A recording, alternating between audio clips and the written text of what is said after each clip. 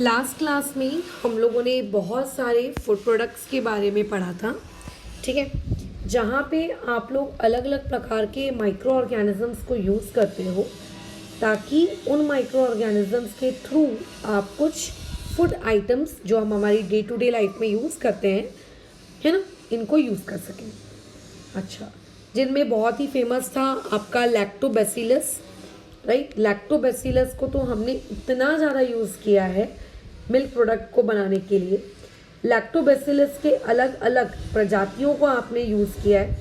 हाँ, आपको याद करना पड़ेगा कि किस पर्टिकुलर माइक्रो ऑर्गेनिज्म को यूज़ किया जाता है किस पर्टिकुलर फूड प्रोडक्ट के लिए। ठीक है। अच्छा, इन माइक्रो ऑर्गेनिजम्स को हम यूज़ क्यों करते हैं?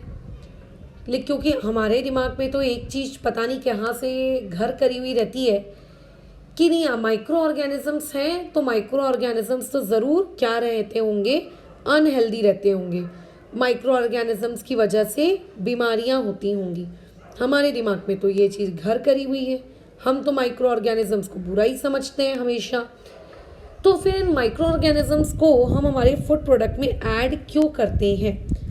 क्योंकि ये वो माइक्रो ऑर्गेनिजम्स हैं, ठीक है, ये वो माइक्रो ऑर्गेनिजम्स हैं जिन माइक्रो ऑर्गेनिजम्स के बॉडी में जाने की वजह से हमारे बॉडी के अंदर हेल्दी चीज़ें डेवलप होती हैं। ठीक है, ये आपकी बॉडी के लिए किसी भी तरीके से हार्मफुल नहीं होते, बल्कि ये हमारी बॉडी में जो हेल्दी बैक्टीरियाज होते हैं उनकी क्वांटिटी को बढ़ाते हैं। एक बार याद रखना, जो ये माइक्रोब्स होते हैं या फिर बैक्टीरिया की अगर मैं बात करूँ तो इनकी जो रिप्रोडक्शन रेट होता है ना, वो बहुत ज़्यादा होता है। ह्यूमंस के केस में आप लोगों के एक लेडी को 9 मंथ्स की प्रेगनेंसी साइकिल से गुजरना पड़ता है बेबी होने के लिए, है ना। किसी अलग ऑर्गेनिज्म के इसमें ये प्रेगनेंसी साइकिल अलग होती है, बट बैक्टीरिया हर मिनट हर घंटे अपनी पॉपुलेशन को क्या करते हैं, इंक्रीज करते हैं। और हमारी बॉडी के अंदर जब ये बैक्टीरिया जाते हैं अपनी पॉपुलेशन को इंक्रीज करते हैं, हमारी बॉडी के अंदर हेल्दी बैक्टीरियाज रहते हैं और हमारी बॉडी के अंदर में जो हार्मफुल बैक्टीरिया है, जैसे कि एक एग्जांपल दिया क्लोस्ट्रीडियम, उन लोगों की क्वांटिटी को ये कम करते हैं, है ना। ओके, तो कैसा है अभी हम ये माइक्रो ऑर्गेनिजम्स को अपनी बॉडी के अंदर लेके कैसे जाएंगे? मतलब मार्केट में क्या कोई माइक्रो ऑर्गेनिज्म की कुछ डिब्बी विब्बी मिलती है क्या कि चलो एक डिब्बी माइक्रो ऑर्गेनिज्म लेकर आ गए, खरीद के खा लिया हम लोगों ने, वाह, ऐसा होता है क्या? नहीं, ऐसा नहीं होता है। तो हम ऐसा क्या करें कि हमारा डाइजेस्टिव सिस्टम अच्छा रहे, हेल्दी रहे? तो उसके लिए तो यार हमको माइक्रो ऑर्गेनिज्म वो हेल्दी वाले इंजेक्ट करने होंगे या खाने होंगे, जैसे बैक्टीरिया या फिर ईस्ट, ताकि हमारा इंटेस्टाइन जो पूरा का पूरा हमारा डाइजेस्टिव ट्रैक है वो हेल्दी रहे। तो ऐसे में ये गुड बैक्टीरिया हमारी बॉडी में जाते हैं और हमारी बॉडी में जो हार्मफुल बैक्टीरिया हैं उनको हमारी बॉडी से एलिमिनेट कर देते हैं, आउट कर देते हैं। हमारे पेट के अंदर जो एसिड होता है उस एसिड के पीएच को मेंटेन करने का काम करते हैं, अदरवाइज एसिडिटी की दिक्कत हो जाती है। बट अगेन ये समस्या कि इन हेल्दी माइक्रो ऑर्गेनिजम्स को हम हमारी बॉडी के अंदर लेकर कैसे जाएं? क्या ऐसा होता है कि एक डिब्बी बैक्टीरिया ले लिया और उठा के खा लिया? नहीं, ऐसा तो नहीं होता है। तो एक्चुअली हम लोगों ने क्या किया, हमारे आज के ज़माने में, क्योंकि देखो पुराने ज़माने में लोग एक्चुअली दूध खाते थे, दही खाते थे, घी खाते थे, मक्खन खाते थे, मिल्क प्रोडक्ट बहुत ज़्यादा कंज्यूम करते थे। तो नेचुरली इन सारे मिल्क प्रोडक्ट्स के अंदर ये गुड बैक्टीरियाज या गुड माइक्रो ऑर्गेनिजम्स होते थे, और जब वो इन चीज़ों को कंज्यूम करते थे तो ऑटोमेटिकली उनकी बॉडी के अंदर ये गुड माइक्रो ऑर्गेनिजम्स चले जाते थे, राइट। लेकिन आज की हमारी जो लाइफस्टाइल है उसमें तो पता नहीं, कई लोग तो आजकल vegan diet, I think vegan या वीगन जो भी होता है वो वाली डाइट को फॉलो करते हैं, जिसमें सारे मिल्क प्रोडक्ट्स को, जहाँ तक मुझे पता है, वो लोग अवॉइड करते हैं कि मिल्क प्रोडक्ट्स को नहीं खाएंगे करके। तो ऐसे में उनकी बॉडी के अंदर जो यूज़फुल बैक्टीरियाज है वो एंट्री नहीं ले पाता है, ठीक है, वो बॉडी के अंदर नहीं घुस पाता है। दूसरी चीज़ कई बार हम लोगों की बॉडी या हमारी जो डाइट है वो इस तरीके की हो गई है, हमारा रहन सहन, कि हम हमारी डे टू डे लाइफ में जो हेल्दी चीज़ें हैं वो कम खा रहे हैं और अनहेल्दी चीज़ें ज़्यादा खा रहे हैं। तो हमारी जिन खानों में नेचुरली ये हेल्दी माइक्रो ऑर्गेनिजम्स थे, ये हेल्दी माइक्रो ऑर्गेनिजम्स हमारी बॉडी के अंदर नहीं जा पा रहे, जैसे कि योगर्ट, केफिर, और यहाँ लिखा है सोकोरक्रूट यानी कि आपके पत्ता गोभी का अचार, डार्क चॉकलेट, मिसो सूप, अचार, oils, corn syrup, artificial sweeteners, micro algae, ठीक है, जैसे spirulina, chlorella, blue green algae etcetera. ये वो चीज़ें थी जिनमें ये हेल्दी माइक्रो ऑर्गेनिजम्स पहले से मौजूद थे और ये हम लोगों के डाइजेस्टिव ट्रैक को और हमारी बॉडी के अंदर में पीएच को मेंटेन करने के लिए, हमारे बॉडी के अंदर हार्मफुल बैक्टीरिया को मारने के लिए ये बहुत इम्पॉर्टेंट थे, है ना। अच्छा, ठीक है। तो एक्चुअली में अब हम क्या करें, अब हमारे बॉडी के अंदर तो ये सारी चीज़ें दिन ब दिन या तो कम होती जा रही हैं या तो इनएक्टिव होती जा रही है। इनएक्टिव का मतलब जितने अच्छे से इन्हें काम करना चाहिए उतने अच्छे से ये काम नहीं कर पा रही है। तो इसीलिए आज के ज़माने में लोग अपनी डाइट में प्रोबायोटिक्स को इन्वॉल्व करते हैं। लोग आज के ज़माने में प्रोबायोटिक्स को इन्वॉल्व करते हैं। प्रोबायोटिक्स बेसिकली वो मिल्क प्रोडक्ट्स होते हैं जिनमें एक्टिव बैक्टीरिया होता है, ठीक है, जिनमें एक्टिव बैक्टीरिया होता है। और जब ये एक्टिव बैक्टीरिया हमारी बॉडी के अंदर जाता है तो हमारी बॉडी के अंदर जाने के बाद हमारे एलिमेंट्री कैनल यानी कि हमारा जो डाइजेस्टिव ट्रैक्ट है, उस डाइजेस्टिव ट्रैक्ट की जो एक्टिविटीज़ है, मेटाबॉलिक एक्टिविटीज़, उसे कंट्रोल करता है। हम जो बार बार बीमार होने लगते हैं, किसी को कॉलरा हो जाता है, किसी को डायरिया हो जाता है, किसी को ये हो जाता है, किसी को वो हो जाता है, इन सारी चीज़ों से हमें छुटकारा देता है। और अगर पहले से कुछ यूज़फुल माइक्रोब हमारी बॉडी में है लेकिन कुछ रीजंस की वजह से वो भी काम नहीं कर पा रहे, इनएक्टिव हो चुके हैं, तो ऐसे में उन चीज़ों को एक्टिव करने का भी काम क्या करता है, आपके प्रोबायोटिक्स करते हैं। तो basically probiotics are the milk products containing, ठीक है, कंटेनिंग एक्टिव माइक्रो ऑर्गेनिजम्स, ठीक है, जिनमें क्या होते हैं, एक्टिव माइक्रो ऑर्गेनिजम्स होते हैं। जानबूझ के इन प्रोबायोटिक्स को हमारे खाने में इंट्रोड्यूस किया जाता है, बल्कि खाने में छोड़ो, कभी कभी तो डे टू डे लाइफ में लोगों के डिब्बियाँ होती हैं जिनमें प्रोबायोटिक्स होता है, थोड़ा सा खाने में मिला के वो लोग खा लेते हैं, है ना, ठीक है, इस तरीके का होता है। तो ये प्रोबायोटिक्स इस तरीके से हम लोगों की लाइफ में क्या है, हेल्पफुल है। फिर आगे आप लोगों को कुछ अलग फूड प्रोडक्ट्स के बारे में बताया गया है, जैसे कि ब्रेड, इसके बारे में बात की गई है, विनेगर के बारे में बातचीत की गई है। विनेगर के बारे में मैं तुम्हें थोड़ा सा बता देती हूँ, क्योंकि कार्बन वाला चैप्टर या तो आपने पढ़ लिया होगा या तो कार्बन वाला चैप्टर आपका चल रहा होगा, ठीक है। तो इस कार्बन वाले चैप्टर में जो आपने अलग अलग प्रकार के कार्बन के जो कंपाउंड्स हैं उनकी स्टडी की होगी। तो ये जो अलग अलग प्रकार के कार्बन के कंपाउंड्स हैं, इनमें एक कैटेगरी थी कार्बोक्सिलिक एसिड्स, ठीक है, इनमें एक कैटेगरी थी जी। वो चालू है? हाँ, चालू तो था अभी तक, मतलब शायद मेरे हिसाब से चालू है। हाँ, अभी कुछ दिनों पहले मैंने यूज़ किया था, तब तक चालू था, ठीक है। देखो, तो कार्बोक्सिलिक एसिड जो है, कार्बोक्सिलिक एसिड्स के बारे में आपने पढ़ा होगा, खैर नहीं पढ़ा है तो पढ़ लेंगे। तो एक एसिड होता है जिसे हम लोग कहते हैं एसिटिक एसिड, जिसे कहा जाता है CH3COOH। केमिस्ट्री की भाषा में बात करूँ या मैं IUPAC की भाषा में बात करूँ तो इस एसिड को कहा जाता है इथेनोइक एसिड। इस एसिड को क्या कहा जाता है, इथेनोइक एसिड। इमेजिन करिए आपके पास एक डिब्बी है, उसमें इथेनोइक एसिड भरा हुआ है, एकदम प्योर, एकदम कंसनट्रेटेड, ठीक है। अच्छा, अब आपने क्या किया, पिपेट लिया। खैर अभी तुम छोटे हो, तुमने हो सकता है पिपेट वगैरह का इस्तेमाल नहीं किया हो, बट फ्यूचर में कभी ना कभी जब केमिस्ट्री लैब में काम करोगे तब करोगे। आपने पिपेट लिया, पिपेट से 4 से 5 ml, ऐसा कुछ फिक्स नहीं है कि एग्जैक्टली मैडम 4 ml ही होना चाहिए, 4 से 5 ml, ठीक है, आपने उस पिपेट से एसिटिक एसिड को निकाला और दूसरे एक बीकर में ट्रांसफ़र कर दिया। ठीक है, एक ये 100 ml का बीकर था। इस 100 ml में, इस बीकर में 100 ml वाटर रखा हुआ था। इस 100 ml वाटर में मैंने 4 से 5 ml इस एसिटिक एसिड को ऐड कर दिया और उसके बाद मैंने क्या किया, इस पर्टिकुलर बीकर को अच्छे से स्टर किया। मतलब चीज़ें मिक्स होनी चाहिए ना प्रॉपरली, तो मैंने इसको अच्छे से स्टर कर लिया। तो जब मैं इसको अच्छे से स्टर कर ली तो मेरे पास एक सोल्यूशन बना। ठीक है, मेरे पास एक सोल्यूशन बना।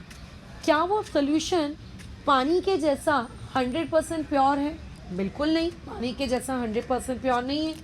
क्या वो प्योर एसिटिक एसिड है? नहीं, वो प्योर एसिटिक एसिड भी नहीं है। तो बेसिकली ये एक ऐसा एसिटिक एसिड है जिसे हमने पानी से डाइल्यूट किया है। ठीक है, तो इसी एसिटिक एसिड को जब हम पानी से डाइल्यूट कर देते हैं तो इस 4% वाले एसिटिक एसिड को हम लोग कहते हैं विनेगर। यानी कि विनेगर एसिटिक एसिड का प्योर फॉर्म नहीं होता है। ये 4 से 5% का जब आप उसका सोल्यूशन तैयार करते हो तो इसको बेसिकली हम लोग एसिटिक एसिड कहते हैं। अलग अलग जगह एसिटिक एसिड का यानी कि विनेगर का प्रयोग किया जाता है। अब जैसे घरों में आप लोगों के अचार बनता है, मुरब्बा बनता है, तो अचार या मुरब्बा लंबे समय तक चले तो हम लोग क्या करते हैं, उसमें भर भर के तेल डालते हैं ताकि वो प्रिजर्व हो। राइट, नमक डालते हैं, गुड़ डालते हैं कई लोग, मुरब्बा अगर है तो, है ना। लेकिन जो कंपनी वाले रहते हैं वो लोग तेल नहीं डालते। उनके इसमें देखना तुम, इतना एकदम छोटा सा क्वांटिटी का तेल होता है। वो लोग क्या करते हैं, इस विनेगर का यूज़ करते हैं for using it like a preservative. जो अलग अलग पैक्ड फूड्स आते हैं, केचप्स आते हैं, सॉसेज आते हैं, चटनी आती है, इन सारी चीज़ों को ताकि लंबे समय तक प्रिजर्व करके रखा जाए, वहाँ पे इस विनेगर का क्या होता है, इस्तेमाल होता है। आपने देखा होगा कि जो चाइनीज़ फूड बनाने वाले नूडल्स वाले लोग होते हैं वो लोग तक इस विनेगर का प्रयोग करते हैं खाना बनाने के लिए। तो ये विनेगर के बारे में बातचीत की गई है यहाँ पर। ठीक है, तो यहाँ से एक क्वेश्चन तुम लोगों को आ सकता है कि डिफाइन विनेगर, या फिर इस तरीके का क्वेश्चन आ सकता है कि व्हाट इज़ विनेगर। तो आपको पता होना चाहिए कि एसिटिक एसिड का जो 4% सोल्यूशन होता है इसको बेसिकली हम लोग क्या कहते हैं, विनेगर कहते हैं। ठीक है, एक मिनट। अच्छा, हेलो, ठीक है, मैं आती हूँ। ये जहाँ तक मेरे हिसाब से चलता था भैया, बटन्स ऑन कर लिया आपने सारे? ऑन किया था, सारे ऑन कर लीजिएगा। मुझे पता नहीं किस बटन से चलता है वो। एक मिनट रुकोगे? ठीक है, तो इसको हम लोग क्या कहते हैं, विनेगर कहते हैं, है ना। अच्छा, फिर उसके बाद आपको बातचीत की गई है इथेनॉल के बारे में। ठीक है, चला। हाँ, तो जो इथेनॉल है, इथेनॉल के बारे में भी आप कार्बन कंपाउंड में पढ़ेंगे। इथेनॉल का फॉर्मूला होता है C2H5OH। अब देखो, इथेनॉल बेसिकली वो कार्बन कंपाउंड है जिससे शराब बनती है, या मैं कहूँ शराब को ही आप इथेनॉल कहते हो। ये बनता कैसे? जब भी आप किसी फूड ग्रेन को या जब आप किसी फ्रूट को फर्मेंट करते हो, फर्मेंटेशन मतलब समझता है, उसको काफ़ी दिनों तक भिगा के रखते हैं, मतलब सड़ाते हो जब आप उसको, तो उस फर्मेंटेशन से आपको इथेनॉल प्रोड्यूस होकर मिलता है ना। अच्छा, तो इस इथेनॉल को बनाने के लिए, उसे फर्मेंट करने के लिए आप उसे काफ़ी लंबे समय तक रख सकते हो, उस फ्रूट को या उस फूड ग्रेन को। या फिर आपके पास दूसरा ऑप्शन है कि आप उसके अंदर एक ईस्ट डाल दीजिए। उस ईस्ट का नाम है सैक्रोमाइसिस सर्वेशिया। राइट, इस ईस्ट को डालने से ये ईस्ट बेसिकली आपकी हेल्प करता है। किस प्रोसेस में हेल्प करता है? फर्मेंटेशन करने में ये हेल्प करता है, और इसकी मदद से आसानी से चीज़ें फर्मेंट हो जाती हैं, या फिर मैं ये कहूँ जल्दी फर्मेंट हो जाती हैं, ज़्यादा वक्त यहाँ पे नहीं लगता, है ना। अच्छा, फिर उसके बाद आगे और भी आपको बैक्टीरिया के नाम दिए हैं, जैसे कि एसिटोबैक्टर एंड ग्लूकेनोबैक्टर। ये कह रहे हैं कि इनको इथेनॉल के साथ मिक्स किया जाता है इनके माइक्रोबियल डिग्रेडेशन के लिए। राइट, और इस प्रोसेस के थ्रू उन्होंने बताया है कि एसिटिक एसिड और वगैरह वगैरह जैसे अलग अलग हम लोग चीज़ों को ऑब्टेन करते हैं, राइट। और एक एसिटिक एसिड को अपने बाकी चीज़ों से अलग करने के लिए हम लोग किस टेक्निक का इस्तेमाल करते हैं, रेयरफैक्शन।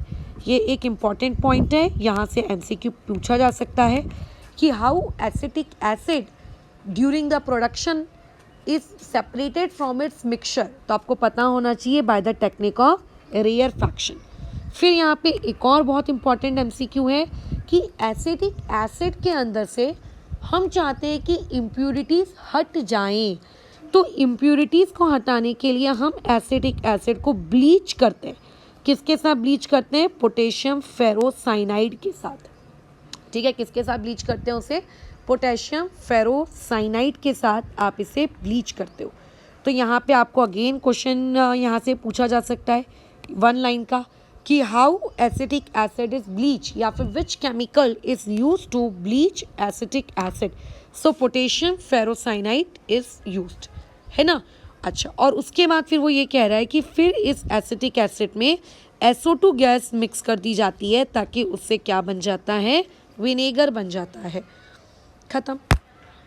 तो इनडायरेक्टली ये आप लोगों को जो दिया हुआ था, ये विनेगर का प्रोडक्शन दिया था।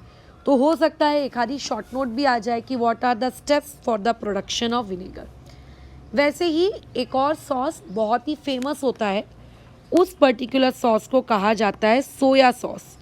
इन्होंने बताया है कि जो हमारा गेहूं होता है और जो हमारा चावल होता है और जो हमारी सोयाबीन होती है, इनके आटे में, इन तीनों के मिक्सचर में, अब मैडम किसका मिक्सचर कितना, आटा कितने कटोरी, ये कितने कटोरी, उस पर हमें बातचीत नहीं करनी है because we are not at all chef जो अभी किचन में घुसकर सोया सॉस बनाने वाले हैं। But wheat flour, rice flour and soybean flour, इन तीनों के आटों में हम लोग फंगस मिक्स करते हैं, एस्परगिलस और येजी। इस फंगस को मिक्स करने के बाद हम लोगों का सोया सॉस प्रिपेयर्ड होता है। यहाँ से आपको क्वेश्चन पूछा जा सकता है कि how soya sauce is prepared, या फिर आपको ये क्वेश्चन पूछा जा सकता है कि बताइए कौन से माइक्रो ऑर्गेनिज्म को आप मिक्स करते हैं सोया सॉस बनाने के लिए। तो आपको पता होना चाहिए कि फंगस, एस्परगिलस। वैसे ही इस पर्टिकुलर चार्ट में अलग अलग बेवरेजेस को बनाने के लिए कौन कौन से माइक्रोब का यूज़ किया गया है और किस किस जगह से वो पर्टिकुलर माइक्रोब आप लोगों का काम करता है और उस बेवरेज का नाम क्या है, ये सारी चीज़ें आपको दी हैं। ये चार्ट आपको अपने एग्ज़ाम पॉइंट ऑफ व्यू से लर्न करना है। हो सकता है ये चार्ट आपको फिल करने के लिए आ जाए, हो सकता है ये वाला चार्ट से आपको 1 मार्क के क्वेश्चन पूछ लिए जाए, ठीक है। जैसे कि ग्रेप्स, हम बहुत अच्छे से जानते हैं कि अंगूरों का यूज़ वाइन बनाने के लिए किया जाता है, और जब आप अंगूरों से वाइन बनाते हो तो जो माइक्रोब हम यूज़ करते हैं वो होता है सैक्रोमाइसिस सर्वेशिया। और इसका काम क्या होता है, उस पर्टिकुलर ग्रेप की हेल्प करना फर्मेंटेशन वाली प्रोसेस में, उसको सड़ाने में। सिमिलरली एप्पल, जैसे ग्रेप से वाइन बनाई जाती है ना, वैसे ही एप्पल से साइडर बनाया जाता है।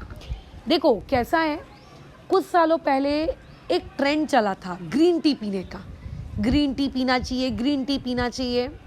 आजकल एक नया ट्रेंड चला है एप्पल साइडर विनेगर पीने का। थोड़ा गूगल सर्च करना, यूट्यूब सर्च करना, बहुत पता चल जाएगा इसके बारे में। तो ये वो जो एप्पल साइडर विनेगर है, मैं उसी की बात कर रही हूँ। इसको बनाने के लिए आप अगेन सैक्रोमाइसिस सर्वेशिया, उसी सेम माइक्रोब का यूज़ करते हैं, और इसका काम भी एक ही होता है, उस पर्टिकुलर एप्पल को क्या करने का, फर्मेंट करने के लिए। फिर आगे बोला जा रहा है, एक दूसरे फ्रूट का नाम है, बोला जा रहा है थिम्ब्रोमा कोकोआ। इसमें आप कौन सा माइक्रोब यूज़ करते हो, आप इसमें कैंडिडा यूज़ कर सकते हो, ठीक है, सैनुलापिशिया यूज़ करते हो, सैक्रोमाइसिस आप इसको यूज़ कर सकते हो। इनका काम ये होता है कि उस फ्रूट के अंदर से बीज को हटाना, बीजे को रिमूव करना, और इससे जो पर्टिकुलर बेवरेज बनता है उसे हम लोग कहते हैं कोको। फिर एक होता है कैफिया अर्बेशिया, इसमें हम जो माइक्रोब यूज़ करते हैं दैट इज़ लैक्टोबैसिलस ब्रीवाइस, और इसमें माइक्रोब किस काम में आता है, अगेन वही सेम काम, सीड्स को हटाना फ्रूट से, और उससे जो बेवरेज बनती है दैट इज़ आवर कॉफ़ी। ठीक है, अब कैसा है, पेपर में हो सकता है आपको ये पर्टिकुलर इमेज दे दी जाए और पूछा जाए कि बताइए, आइडेंटिफाई करिए ये कौन से पर्टिकुलर माइक्रो ऑर्गेनिज्म की, ठीक है, इमेज है। तो आपको याद होना चाहिए ये सैक्रोमाइसिस सर्वेशिया का है। इसके साथ हो सकता है एक सब पार्ट क्वेश्चन का और तैयार कर दिया जाए कि इस माइक्रोब का क्या यूज़ है। तो आपको पता होना चाहिए कि ये फर्मेंटेशन में हेल्प करता है, ये इसका यूज़ है। आपसे हो सकता है इसका एक सब पार्ट और पूछ लिया जाए कि इससे कौन से बेवरेजेस बनाए जाते हैं। तो आपको पता होना चाहिए कि इससे वाइन एंड साइडर बनाया जाता है। ठीक है, अच्छा, फिर आते हैं अब हम हमारे एक दूसरे फूड प्रोडक्ट की तरफ, यानी कि ब्रेड। देखो, ब्रेड अलग अलग चीज़ों से बनाई जाती है, जैसे गेहूं के आटे से भी बनाई जाती है, मैदे से भी बनाई जाती है, राइट। बट ब्रेड बनाने के लिए जो सबसे इम्पॉर्टेंट पार्ट होता है, जैसे हम रोटी बनाने के लिए आटा गूंथते हैं, या फिर वो छोले भटूरे बनाने के लिए जो भटूरा होता है उसके लिए भी मैदे का आटा गूंथते हैं, वैसे ही आपको ब्रेड बनाने के लिए डो तैयार करना पड़ता है।